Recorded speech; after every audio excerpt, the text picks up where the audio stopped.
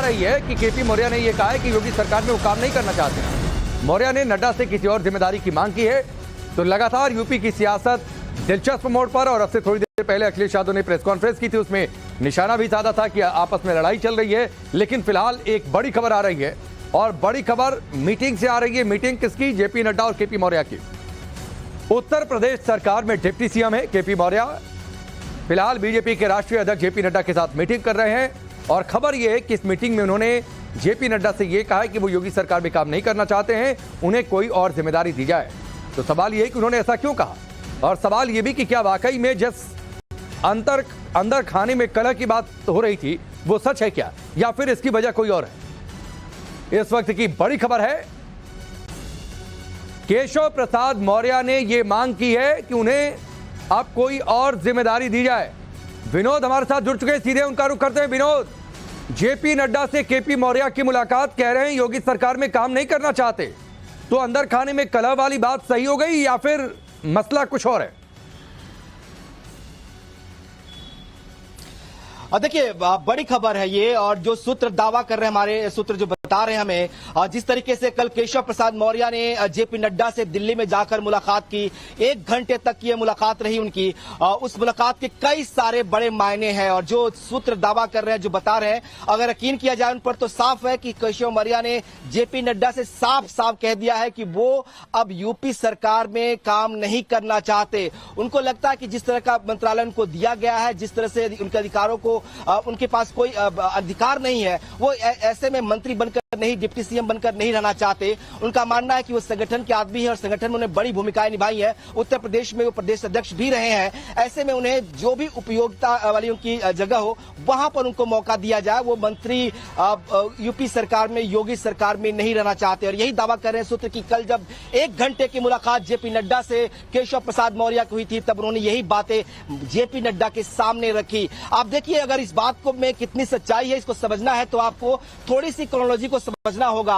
पिछले कुछ दिनों के 4 जून के बाद जो नतीजे आए, उसके बाद के घटनाक्रम को आप देखें तो लगता है कि सूत्रों के इन दावों में कितनी सच्चाई है, क्योंकि 4 जून को जब नतीजे आते हैं, उसके बाद केशव प्रसाद मौर्य कहीं पब्लिकली दिखाई नहीं देते। खासतौर पर सीएम योगी के प्रोग्राम में 3 कैबिनेट मीटिंग्स होती हैं, और तीनों में खबरें आती हैं कि केशव मौर्य नहीं होते हैं। उस दौरान वो दिल्ली में होते हैं। तो जब यहाँ उत्तर प्रदेश में कैबिनेट मीटिंग चल रही है और आप दिल्ली में मौजूद हैं, यानी कि आपको कैबिनेट से बहुत ज्यादा लगाव नहीं है, आप कैबिनेट में नहीं आना चाहते, या सरकारी वो कामकाज जिसको लेकर आपको जिम्मेदारी दी गई है उसमें आप अपनी भूमिका नहीं निभा रहे हैं। हमारे पास जो खबर है, जो सोर्सेज दावा कर रहे हैं कि केशव मौर्य ने तो बाकायदा अपने विभाग के जो कामकाज है उसको भी कम कर दिया करना। उनका फोकस अब उन विभागों के कामकाज में ज्यादा नहीं रहा। जो ट्रांसफर पॉलिसी आई थी, उसके दौरान जो ट्रांसफर्स थे, उसमें भी उन्होंने कोई बड़ी भूमिका नहीं निभाई, यानी कि ट्रांसफर पॉलिसी का भी अधिकारियों ट्रांसफर। विनोद, लेकिन एक चीज समझाइए, जिस क्रोनोलॉजी का आप जिक्र कर रहे हैं, बैठकों में नहीं काम करना बंद कर दिए हैं,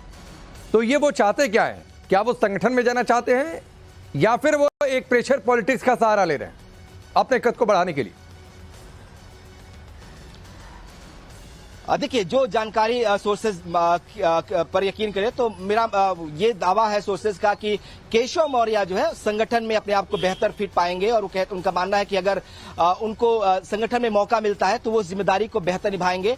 ये केशव मौर्य थे 2014 में उत्तर प्रदेश के डिप्टी सीएम, माफ करिएगा, प्रदेश अध्यक्ष थे, और बीजेपी 2017 में थे और बीजेपी सत्ता में आई थी। तो केशव मौर्य को के लोगों का, उनसे जुड़े हुए लोगों का मानना है कि वो संगठन में बेहतर परफॉर्म कर सकते हैं, और शायद केशव प्रसाद मौर्य भी इस बात से सहमत होंगे। ठीक, विनोद, आप हमारे साथ बने रहिए। ये बहुत दिलचस्प बातें हैं। यूपी देश का सबसे बड़ा सूबा, और जाहिर सी बात है वहां की सियासत में कुछ भी होता है सबकी नजर रहती है। लेकिन जिस क्रोनोलॉजी का आप जिक्र कर रहे थे, वो एक बार ग्राफिक्स के जरिए दर्शकों के सामने रख देते हैं कि आखिरकार योगी के डिप्टी कहां है। ये जानकारी आप रखिए। नतीजों के बाद 2 कैबिनेट मीटिंग हो गई है, उसमें नहीं। आज उपचुनाव को लेकर मंथन, डिप्टी सीएम मौजूद नहीं है, वो दिल्ली में बैठक। योगी ने स्पेशल 30 बनाई, डिप्टी सीएम उसमें भी नहीं है, केपी मौर्य उसमें भी नहीं है। केपी मौर्य के गढ़ में दयाशंकर प्रभारी बना दिए गए हैं, ये एक और अलग तरीके का संकेत है। केपी मौर्य का योगी के साथ अलग तरीके की खबरें। नड्डा के सामने केपी मौर्य ने अपनी मन की बात कही है, और मन की बात यह है कि भाई हम संगठन में काम करना चाहते हैं।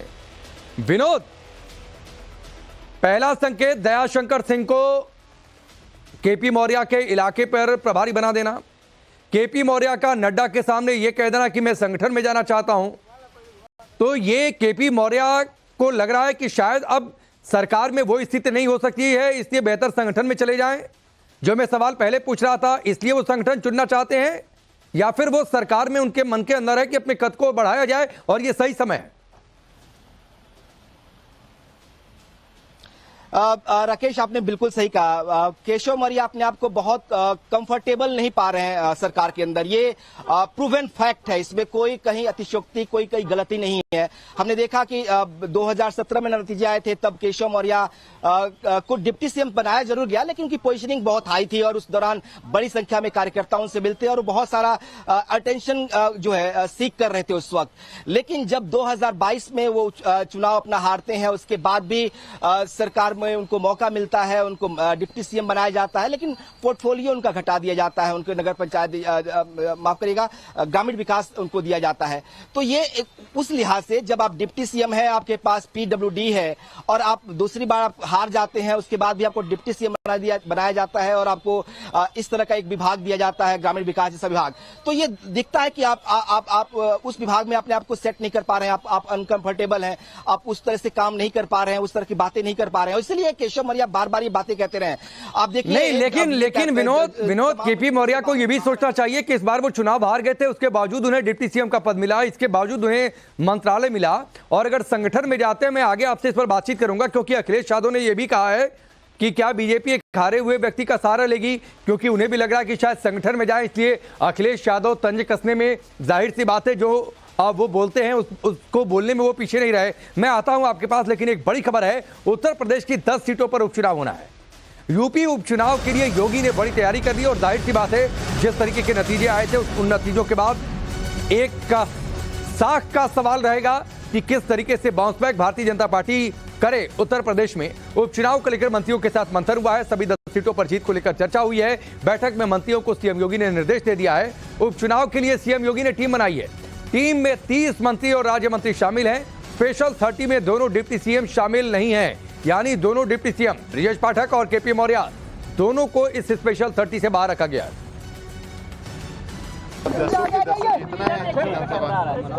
इसलिए उस पर भी चर्चा हुई, बाकी अपने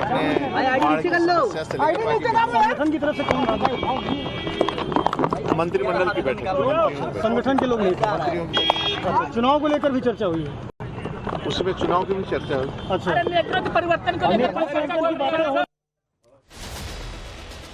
और अब चलिए मुख्यमंत्री योगी के स्पेशल 30 के बारे में विस्तार से जान लीजिए, जिस स्पेशल 30 पर जिम्मेदारी है आने वाले उपचुनाव में भारतीय जनता पार्टी को जीत दिलाने की। इनके बारे में आपको बता देते हैं। विधानसभा चुनाव की जिम्मेदारी है कैबिनेट मंत्री अनिल कुमार हैं, राज्य मंत्री सुमेंद्र तोमर है, राज्य मंत्री केपी मलिक हैं। ये स्पेशल 30 टीम का हिस्सा है। जिम्मेदारी दी गई है कि मीरापुर में आप जीत दिलाइए। अब कुंदरकी में किनको जिम्मेदारी दी गई है? कैबिनेट मंत्री धर्मपाल सिंह हैं, राज्य मंत्री जेपीएस राठौर हैं, राज्य मंत्री जसवंत सैनी हैं और राज्य मंत्री गुलाब देवी हैं। इन्हें जिम्मेदारी दी गई है। तो अलग अलग क्षेत्रों में लोगों को बांटा गया है। इसके बाद गाजियाबाद की बातचीत कर लेते हैं। गाजियाबाद में कैबिनेट मंत्री सुनील शर्मा, राज्य मंत्री ब्रिजेश सिंह, राज्य मंत्री कपिल देव अग्रवाल को जिम्मा दिया गया है। इसके अलावा खैर जो कि 80 सीट है, यहां पर कैबिनेट मंत्री लक्ष्मी नारायण चौधरी, राज्य मंत्री को जिम्मा दिया गया है कि वो इन क्षेत्रों में पूरा जोर लगाएं ताकि जीत यहां पर मिले भारतीय जनता पार्टी।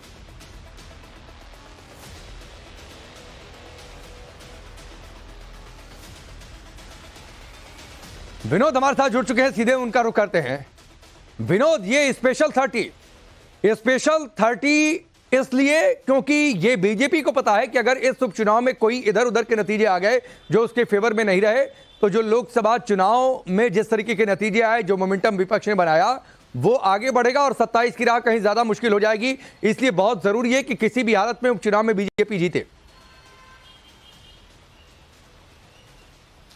बिल्कुल सही कहा आपने। पूरी तैयारी इस बात की है कि इस बार नतीजे बीजेपी के फेवर में हो, बेहतर हो, क्योंकि लोकसभा में जो परफॉर्मेंस रहा है बीजेपी का वो उतना संतोषजनक नहीं रहा है। अगर सब, इसीलिए सिर्फ उत्तर प्रदेश नहीं, पूरे देश की नजरें उत्तर प्रदेश के इन 10 सीटों पर होने वाले उपचुनाव पर होगी। और ऐसे में अगर परफॉर्मेंस थोड़ा भी खराब होता है तो सवाल उठेगा, बहुत सारे सवाल उठेंगे। और फिर जो अभी हम हलचल देख रहे हैं बीजेपी उत्तर प्रदेश में, बीजेपी की सियासत में, ये भगदड़ में बदल सकती है, ये बहुत बड़ी संभावना है। क्योंकि जो मैसेज देने की बात हो रही है, जिस तरह की बीजेपी के कई नेताओं की स्टेटमेंट आया कि एक एमएलए का बयान बकायदा आया था कि 2027 में हम बेहतर नहीं कर पाएंगे अगर स्थितियां ठीक नहीं हुई। तो एक तरह से लिटमस टेस्ट जो है वो ये बाई इलेक्शन होने वाले हैं।